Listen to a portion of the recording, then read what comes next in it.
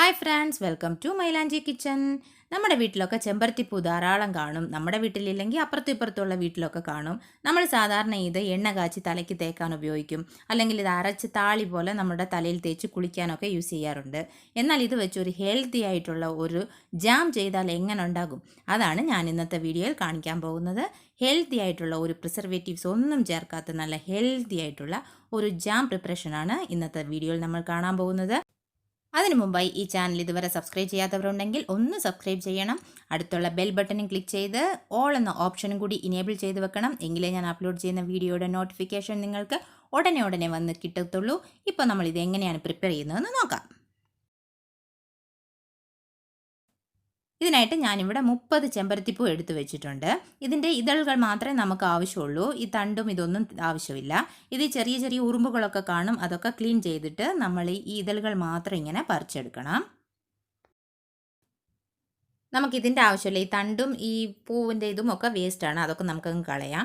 അതിൻ്റെ ഒന്നും ആവശ്യമില്ല. നമുക്ക് ഈ ഇതളുകൾ മാത്രം മതി. ഇതേപോലെ നമുക്ക് ഈ ഉള്ള പൂവിൻ്റെ എല്ലാ ഇതളുകളും നമുക്ക് മാറ്റിയെടുത്ത് വെക്കാം. ഞാൻ എല്ലാ പൂവും ഇവിടെ ഇതളുകൾ എടുത്തിട്ട് നല്ലപോലെ 2 വെള്ളത്തിൽ കഴുകി വൃത്തിയാക്കി എടുത്തു വെച്ചിട്ടുണ്ട്. അടുത്തതായിട്ട് ഒരു പാത്രം അടുപ്പത്ത് വെച്ച് കൊടുക്കുക. അതിലേക്ക് 1.5 ഗ്ലാസ് വെള്ളം ഒഴിച്ചു കൊടുക്കാം. ഞാൻ ഈ ഗ്ലാസിൻ്റെ അളവിലാണ് 1.5 ഗ്ലാസ് വെള്ളം എടുത്തിരിക്കുന്നത്. ഇപ്പോൾ ഇതിലേക്ക് നമ്മൾ കഴുകി വൃത്തിയാക്കി വെച്ചിരുന്ന ചെമ്പരത്തിപ്പൂ ഇട്ട് കൊടുക്കാം.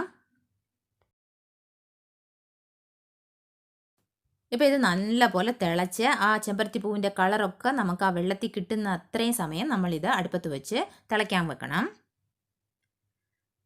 ഇപ്പോൾ ഇത് തിളയ്ക്കാൻ തുടങ്ങിയിട്ടുണ്ട്. ഇപ്പോൾ ഒരു വിധത്തിൽ നമ്മുടെ വെള്ളത്തിന് കളർ ചേഞ്ച് വന്നിട്ടുണ്ട്. ഈ പൂവിൻ്റെ ഇതളൊക്കെ അങ്ങ് വെള്ള കളറായി മാറും. അതിൻ്റെ ആ കളർ, ചുവന്ന കളറ് നമുക്ക് ആ വെള്ളത്തിൽ കിട്ടുകയും ചെയ്യും. ഞാനിപ്പോൾ എടുത്ത് കാണിക്കാം. നമ്മുടെ കളർ ചേഞ്ച് ആയിട്ടുണ്ട്. വെള്ളം ഇതുപോലെ നന്നായിട്ട് ഒന്നുകൂടെ ഒന്ന് തിളയ്ക്കട്ടെ. അത്രയും സമയം നമുക്കൊന്ന് വെയിറ്റ് ചെയ്യാം. ഇപ്പോൾ ഇത് നന്നായിട്ട് തിളച്ചിട്ടുണ്ട്. നമ്മുടെ പൂവിൻ്റെ കളറൊക്കെ നമ്മുടെ വെള്ളത്തിൽ ഇറങ്ങിയിട്ടുണ്ട്. നമ്മളിപ്പോൾ ഇത് ഇറക്കി കൊടുക്കാം. ഇതിപ്പോൾ നമുക്ക് ഒരു അരിപ്പ യൂസ് ചെയ്ത് നമുക്ക് ആ വെള്ളം മാത്രം മതി, നമുക്ക് അരിച്ചെടുക്കാം. നല്ല ക്ലിയർ ആയിട്ടുള്ള ചെമ്പരത്തിയുടെ എക്സ്ട്രാക്റ്റ് നമുക്ക് കിട്ടിയിട്ടുണ്ട്. അടുത്തതായിട്ട് ഒരു പാത്രം അടുപ്പത്ത് വെച്ച് കൊടുത്തിട്ട് നമ്മുടെ ആ തിളപ്പിച്ചെടുത്ത ചെമ്പരത്തി വെള്ളം അതിലേക്ക് ചേർത്ത് കൊടുക്കാം. ഇതിപ്പോൾ ഒന്ന് തിളച്ച് തുടങ്ങട്ടെ. ഇപ്പോൾ ഇത് തിളച്ച് തുടങ്ങിയിട്ടുണ്ട്. ഇതിലേക്ക് 1/2 കപ്പ് പഞ്ചസാര ചേർത്ത് കൊടുക്കാം. ഞാൻ എടുത്തിരിക്കുന്ന 30 പൂവിന് 1/2 കപ്പ് അളവിന് പഞ്ചസാര മതിയാകും. ഇതും കൂടി ചേർത്ത് നന്നായിട്ട് ഇപ്പോൾ ഇത് ഇളക്കി കൊടുത്തുകൊണ്ടിരിക്കാം. ഇതിപ്പോൾ നല്ലപോലെ തിളച്ച് വറ്റി ജാമിൻ്റെ കൺസിസ്റ്റൻസി വരുന്നത് വരെ നമ്മളിത് അടുപ്പത്ത് വെച്ച് ഇളക്കി കൊടുക്കണം. ഇത് കുറച്ച് സമയം പിടിക്കുന്ന പരിപാടിയാണ്. അതുകൊണ്ട് ക്ഷമയോടെ നിന്ന് അടുപ്പത്ത് നിന്ന് ഇത് ഇളക്കി കൊടുത്തുകൊണ്ടിരിക്കണം. ഒത്തിരി ഒന്ന് തുരുതി വെച്ചാൽ നടക്കത്തില്ല. ഇപ്പം നമ്മൾ ഒഴിച്ച വെള്ളം പകുതി വറ്റിയിട്ടുണ്ട്. നന്നായിട്ട് ഒന്ന് തിളച്ച് നല്ല പകുതി ആയിട്ടുണ്ട്. ഇത് ഇനി കുറച്ചുകൂടി നന്നായിട്ട് വറ്റിച്ചെടുക്കണം. ഇപ്പോൾ ഒരു 90% കട്ടിയായി തുടങ്ങിയിട്ടുണ്ട്. നമ്മൾ ഒഴിച്ച് ആ വെള്ളം വറ്റിച്ച് നന്നായിട്ട് കുറുകാൻ തുടങ്ങിയിട്ടുണ്ട്.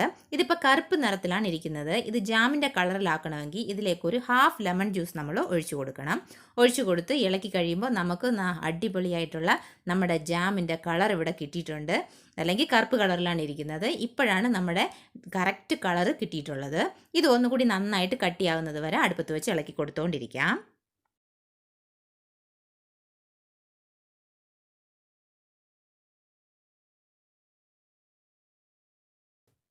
ഇപ്പം നമ്മുടെ ജാമിൻ്റെ കറക്റ്റ് കൺസിസ്റ്റൻസി വന്നിട്ടുണ്ട്. നോക്കിക്കേ, നല്ല കട്ടിയായിട്ടുണ്ട്. ഇത് നമ്മൾ എടുത്ത് ഇറക്കി വെച്ച് കഴിയുമ്പോൾ കുറച്ചൊന്ന് ആറി കഴിയുമ്പോൾ ഇത് വീണ്ടും ടൈറ്റ് ആകും. അതുകൊണ്ട് ഈ സ്റ്റേജിൽ തന്നെ നമുക്കിത് ഇറക്കി വെക്കാം. നമ്മുടെ കറക്റ്റ് പെർഫെക്റ്റ് ആയിട്ടുള്ള ജാം ഇവിടെ റെഡി ആയിട്ടുണ്ട്. നല്ല ഹെൽത്തി ആയിട്ടുള്ള ചെമ്പരത്തിപ്പൂ ജാം ഇവിടെ റെഡി ആയിട്ടുണ്ട്. 30 പൂ യൂസ് ചെയ്താണ് ഞാനിവിടെ പ്രിപ്പയർ ചെയ്തത്. എനിക്ക് ഇത്ര അളവിലേ കിട്ടിയിട്ടുള്ളൂ.